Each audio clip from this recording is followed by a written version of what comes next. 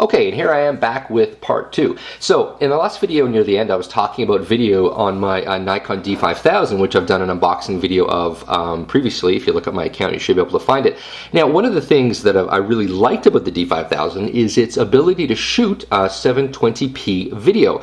One of the things that I didn't like, and I knew this going in, but frankly, I didn't think it was going to be that big of a deal, was the D5000, unlike the GF1 here, it doesn't have any kind of autofocus when you're in movie mode. So imagine, just pretend this is the D5000. Imagine you are holding the camera here. You, maybe get it in focus. You get it in focus manually. You hit record, and you start doing your video. But then something happens in front of the frame. Someone moves into frame, or the person you have in focus moves further away, or they move closer. Well, so what you have to do is you have to sit there, and you actually have to, manually adjust the focus while you are trying to keep the camera steady, while you're looking at the screen to try to keep in focus what you're shooting.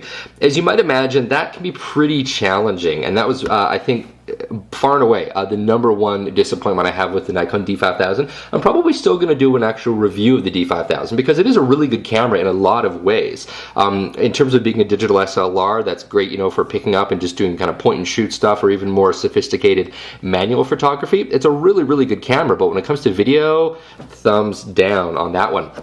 Now, the GF1, though, on the other hand, actually does perform autofocus when you're shooting video. So that was one of the things that really excited me, because I just had a baby not too long ago. Well, my wife had the baby, but I'm a dad. And, shooting video is obviously, really important for any new parent. And shooting video on the D5000 was a bit of a challenge. And, well, look at that. The battery did have battery life. So shooting video is a bit of a challenge when you can't do, autofocus. So anyway, there we go. That was one of the things that I'm really looking forward to on this particular camera. So I'm just going to put something down kind of in front here so you can sort of check out. So there we go. So there's the autofocus kicking in here. Now, I don't have a memory card, so I'm not actually taking any pictures here. One of the things that I had read in other reviews about the GF1, and one of the reasons I was really excited about it, was its ability to autofocus really quickly. So if you're able to kind of see that, it has freaking fast autofocus. That is actually really, really impressive. I'm really happy that it is as good as I was expecting it to be. The autofocus on the D5000, even if you're shooting in you're shooting in auto mode, the autofocus is not that great. So, oh, yeah, it looks like I tricked it a little bit. Anyway, yeah, so there we go. I'm just going to turn this off for a second here. I'm going to rattle off a few more of the important specs so that people don't ask me about them. The camera, of course, does have a self-timer.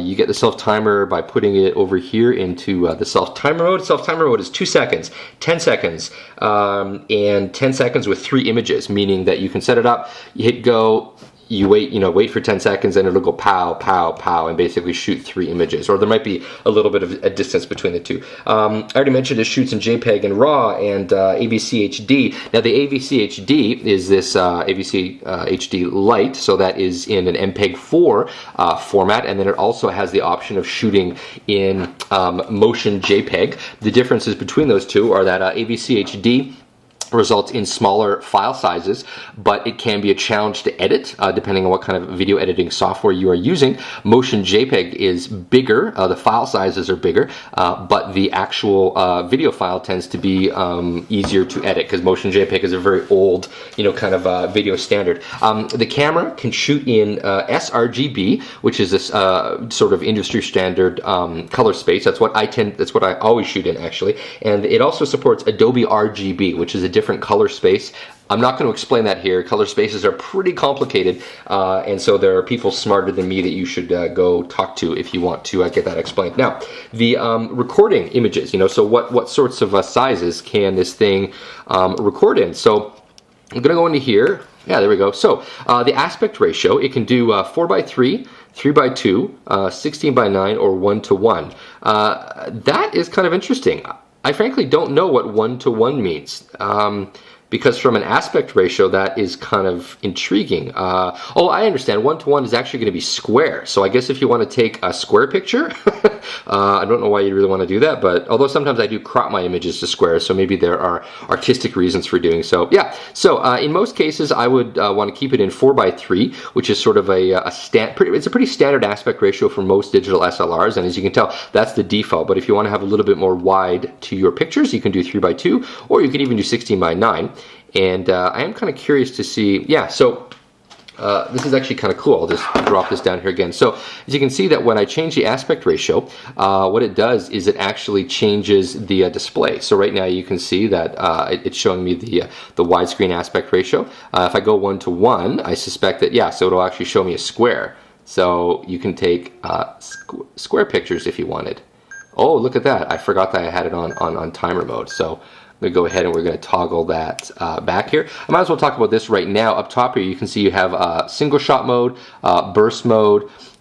This looks like it's some sort of exposure mode. It might be some sort of auto bracketing. I'll have to check out the manual on that one. And then of course you have the timer mode.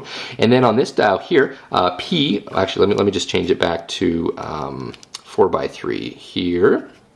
Now, up here, P is sort of the green box mode. It's sort of full automatic, although you can sometimes change a couple of things. A is for aperture priority, so you can shoot essentially with aperture priority. S is for shutter speed, shutter priority. M is for basically full manual, and P, it has a little video camera here, so I'm assuming that it's some sort of video mode specifically. And I see C1 and C2.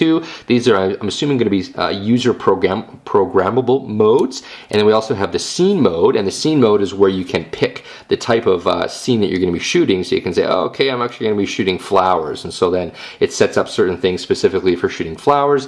And then you have this mode, which is my color. And you can see here, there's a few different options: elegant, monochrome, dynamic art, silhouette. Oh, that's actually kind of cool.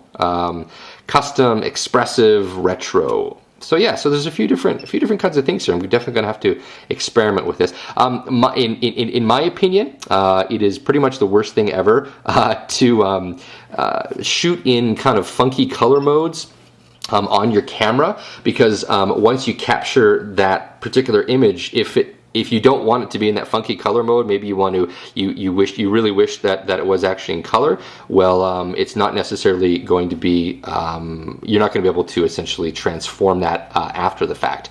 So yeah, always shoot in sort of regular mode and then tweak everything in post-production after the fact. So in 4:3 aspect ratio mode, it shoots 4,000 by 3,000 pixels. So as I mentioned, it's a 12 megapixel sensor.